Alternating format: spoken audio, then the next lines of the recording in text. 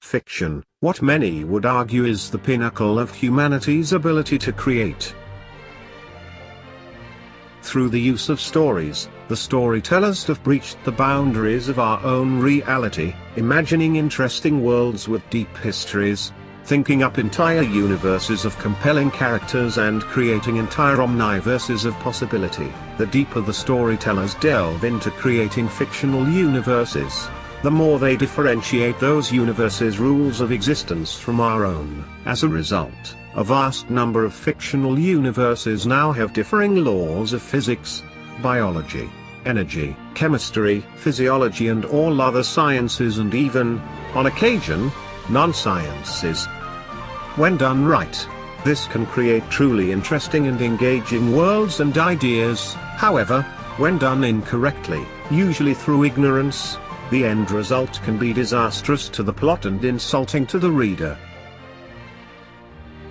That being said, there is one set of rules, one facet of science that exists in our universe that should never be altered, no matter how different or removed any fictional world is from our own.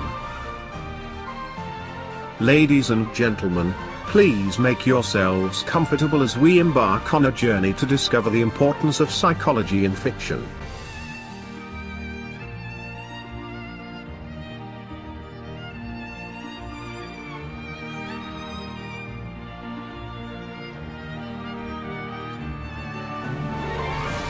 Before we begin this exercise in what is surprisingly not common knowledge, if it were a number of terrible stories would not exist, a few rules should be established. The first rule I shall set down is that we will not be discussing acting. Even though it does have some connections to psychology in fiction, it is not so much the fault of the storyteller as it is the fault of the actors and directors. Seeing as we will be talking about writing, acting isn't something we need concern ourselves with right now. The second rule isn't so much a strict rule as it is an arbitrary guideline. Rather than focusing on fictional dramas that are entirely character-driven as well as biographies, we will instead be focusing on fantasy, sci-fi and comedy-based stories. Why? Because the former choice is heavily character-driven and as a result, psychological instances are easier to discern and identify within the story. On the other hand, fiction, sci-fi, and comedies, especially modern comedies, rely heavily on other components other than character drive such as action, humor, spectacle, lore, mystery, magic, science and, on occasion, politics and economics. This makes it difficult, but not impossible, to discern psychological instances. In essence, I chose to focus on less character-driven genres as it would require more effort and, by extension, deeper analysis. That and the fact that fantasy and sci-fi arguably need proper psychology more than most dramas, due to the fact that those extremely fictional stories require believable characters in order to make their worlds believable. Now don't be mistaken, I will refer to character drama type stories every now and again, but fantasy and sci-fi stories will be taking their main focus.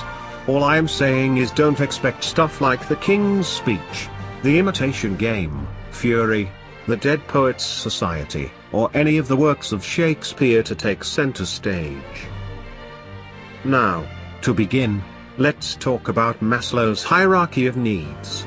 American psychologist, Abraham Maslow, believed that humans required each level of a hierarchy of needs to be fulfilled in order for an individual to survive and advance to the next level, with the ultimate goal originally being to achieve self-actualization. This theory has been updated in recent times to include a level above self-actualization called transcendence, which we'll get to later. Now for the sake of this presentation's themes, we'll be extending the criteria of said hierarchy to any sentient life forms in fiction such as anthropomorphic and talking animals, extraterrestrial races, robots and AI, when they can be considered alive, the occasional undead and the usual gathering of fantasy races. You know, elves, dwarfs, orcs, fairies, hobbits, etc. Getting back to the importance of Maslow's hierarchy of needs. If you look at the majority of character motivations in stories, except for the truly terrible stories, you will notice that they all tend to follow the same structure. The characters, be they main or minor, always have a motivating factor of one type or another. Be it either the need to survive, the need to achieve, the need to belong, the need to protect others, the need to love, the need for vengeance, the need to uphold the law, and so on and so forth. They all have motivating needs.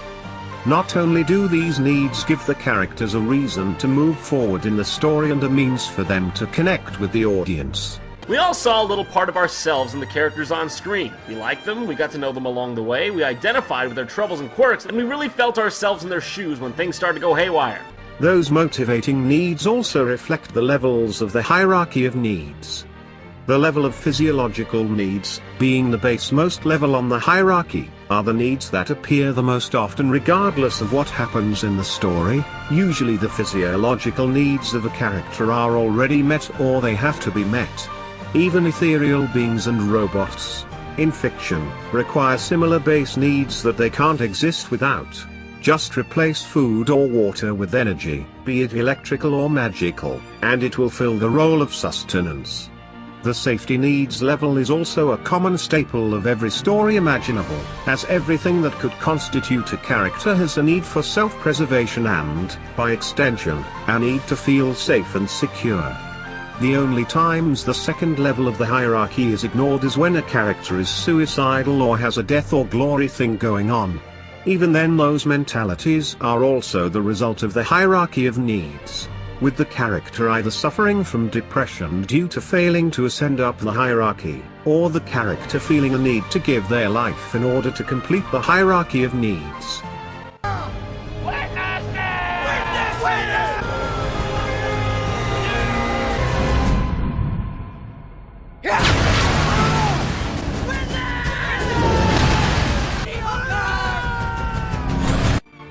The third level, the need for belongingness and love, is usually the main focus of stories with multiple main characters. Whereupon the characters in the main cast can have things in common.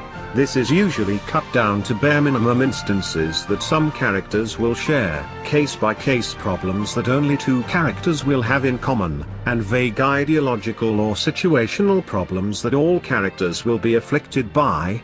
Sometimes, even the antagonist will be afflicted by the same vague ideological problems the protagonists have. Guardians of the Galaxy is a film permeated by tragedy.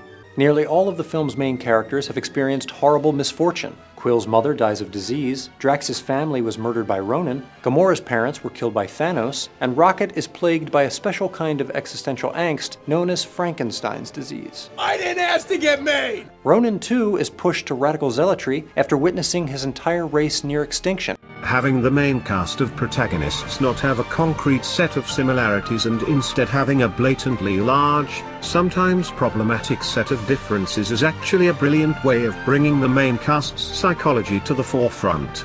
By grouping together individuals who have virtually nothing in common, it forces them to interact vigorously with each other, resulting in them revealing more internal information than they would if placed in a group of identical individuals. Now, some of you may believe that the primary use of this setup is to incite drama through character development and, Well, you're not wrong. whereupon this setup is often used to create drama, usually to great success. The more common usage is that of comedy. This is the case for two very important reasons. The first being that it's a more subtle way to develop characters, given that we can observe smaller moments of character depth over a longer time frame. The second reason being that it gives the audience more opportunities to view a character's personality and what makes up their psyche. It gives us a chance to see their likes, their dislikes, their beliefs, their hopes and their fears, as well as everything else that makes them what they are. Hurry, hurry, hard! Hard, hurry, hard! Yes, yes! Whoa, right off. What are you doing? You're freaking me out. Oh, sorry, we're just getting ready for curling season. I take it you're not a fan? No, I've never gotten into curling. I find it kind of, I don't know, Dull?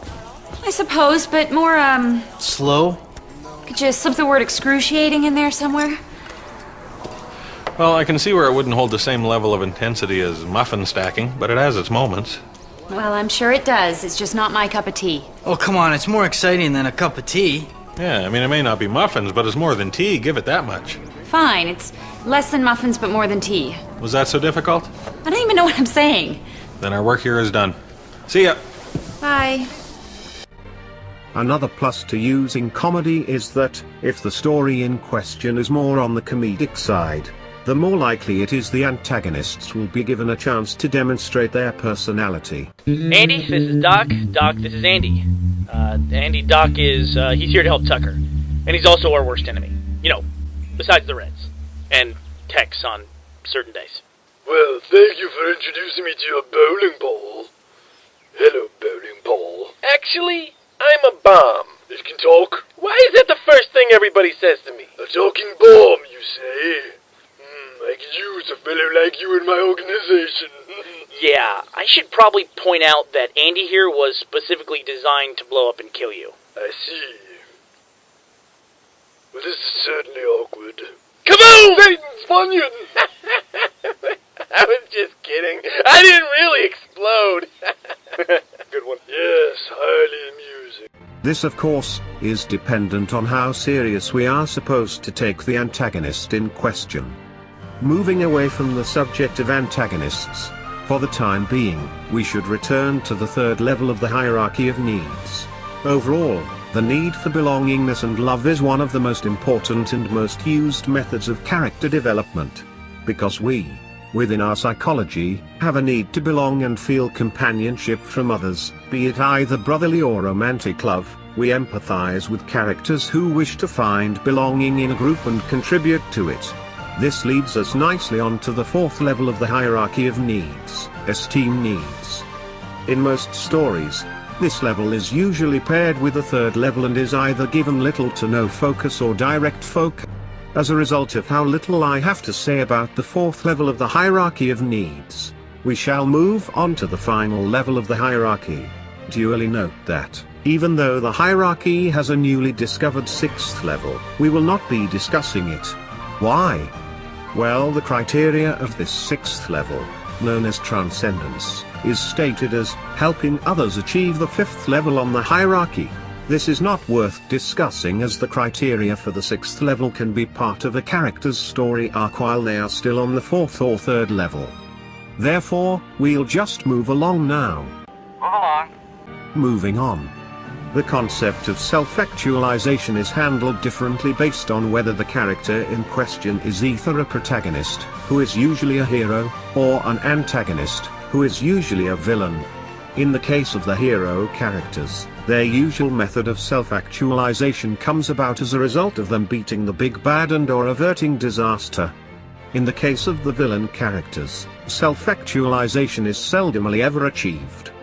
This is most often due to two contributing factors, the first being those pesky heroes and their tendency to disrupt evil plans, the second is due to a villain's endless need to obtain more and more, thus preventing self-actualization.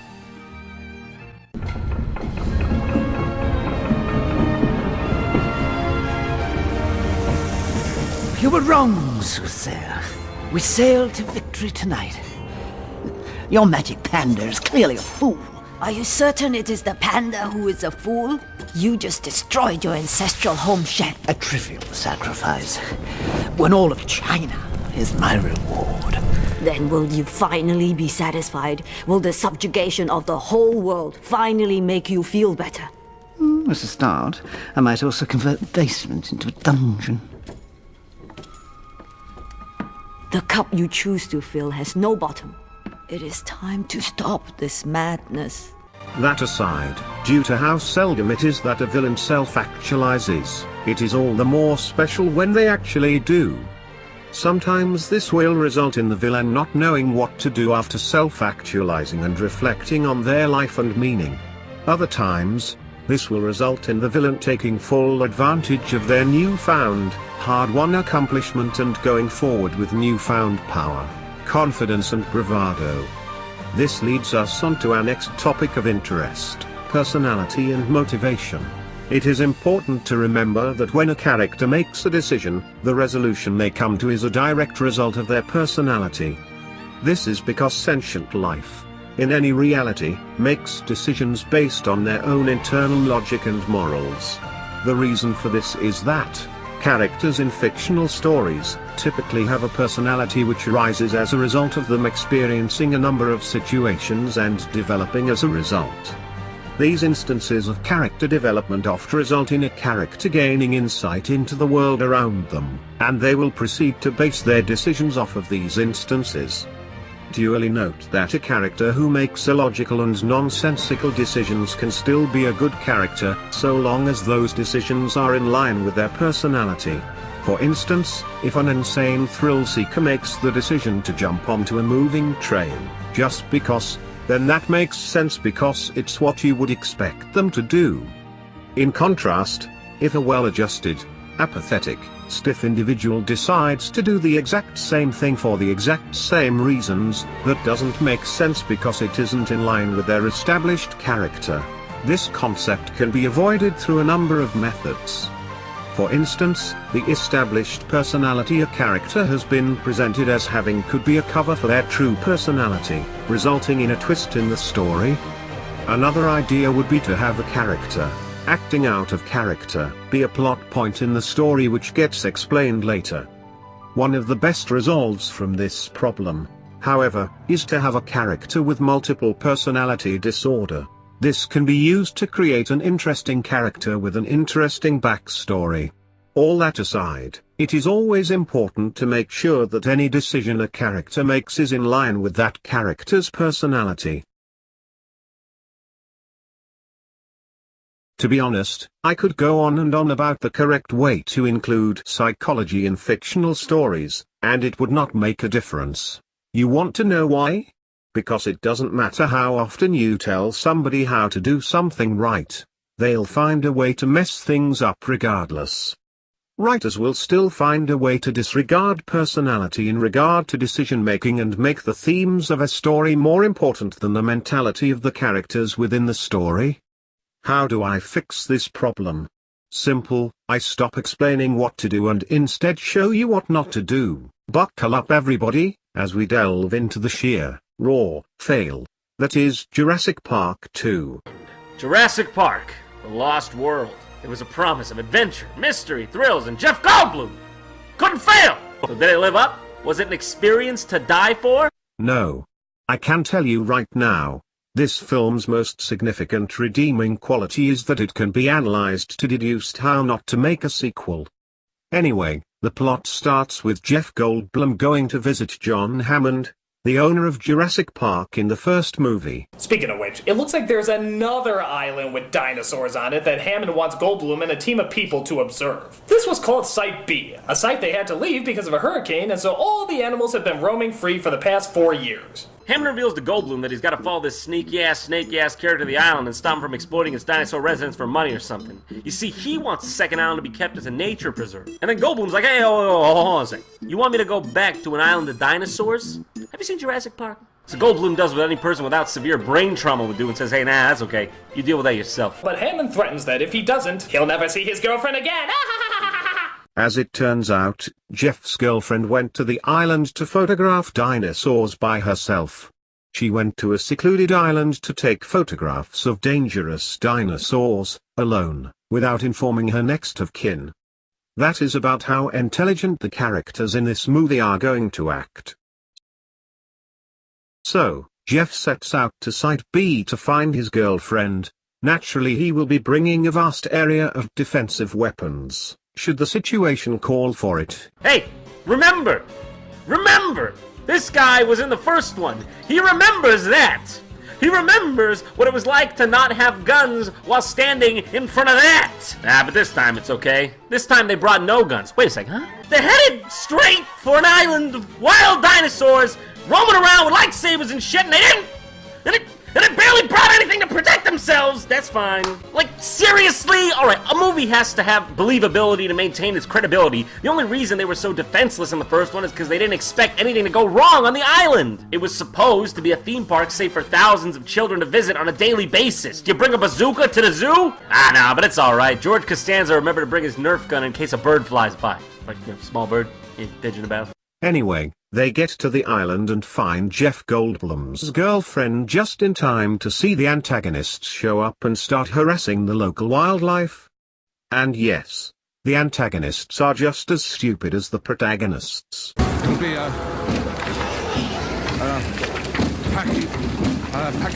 Say that again, Roland. A what? The one with the big red horn, the pompadour. Really? You hire people to hunt dinosaurs who don't even know the names of the dinosaurs? Why would you go hunting with a person who doesn't even know the name of the animal you're hunting? So now we got two groups on the island. The marauding invaders seeking profit from capturing the dinosaurs and rebuilding Jurassic Park with a group of investors, and Jeff Goldblum and co. Without guns, or helicopters, or anything. I think actually they brought a big target, you know, so they could put on their faces. So, like friggin' idiots, they let all the dinosaurs out of their cages. Is there any reason they couldn't, you know, call international police or something? But, you know, just not be retarded and keep making decisions like a bunch of 5-year-olds with a bad case ate too many Snickers bars for breakfast? Wouldn't you know it, they run amok.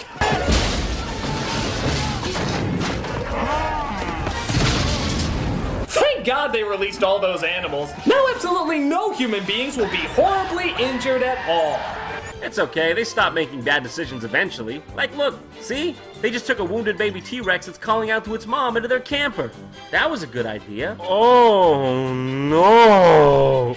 Hey, I'm starting to think this wasn't a good idea at all. Are you guys fucking morons? Why don't you just write "eat me" all over you? No, I don't feel sympathy for any of these characters, nor do I care for their survival, because they're all idiots! We have a ranting scientist who can't count, an idiot scientist who kidnaps baby T-Rexes, and a dumbass hunter who lets dangerous beasts go. They're causing their own death through sheer idiocy or carelessness! All you ever do is wave your finger at how people are gonna get killed, and yet you're constantly getting people killed!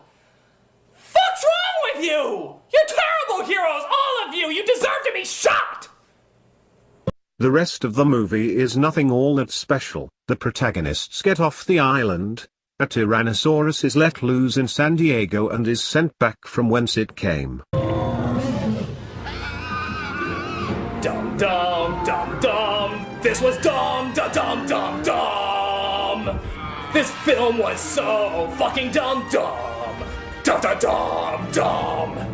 Jurassic Park The Lost World quite simply feels like it's just going through the motions. It's almost as if someone misinterpreted the best parts of the first movie and tried to make a second film based solely on those elements. The characters are forgettable when they're not incredibly stupid. The story is unbelievably forced. And the whole animal rights thing really backfires when the people trying to promote it are constantly making things worse. It's really hard to care for a bunch of badly written characters that seem to be nothing more than a reason to see more dinosaurs go pingers. Jurassic Park isn't just an amazing experience because dinosaurs. It's not about, whoa, better run away from all these dinosaurs on the green screen. The dinosaurs were really secondary to the emotions of the people in the midst of the action. A movie like this is only good if you care about the people caught up in it all. What would you do if you were stuck in a broken down dinosaur theme park? It brings it close to home. The reactions from the actors in this movie are genuine and probably similar to how you'd react in the same situation. Its appeal comes from the human element. More of this?